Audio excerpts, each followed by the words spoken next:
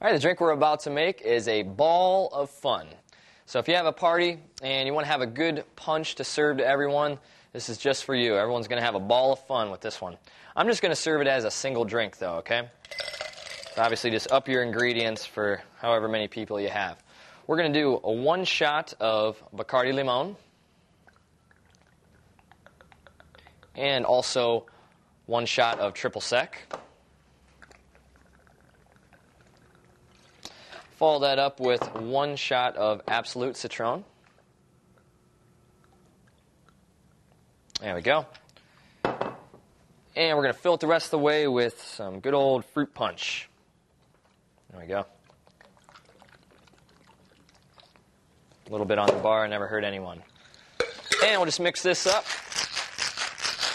And you could serve this in a big party ball to your party, hence the ball of fun.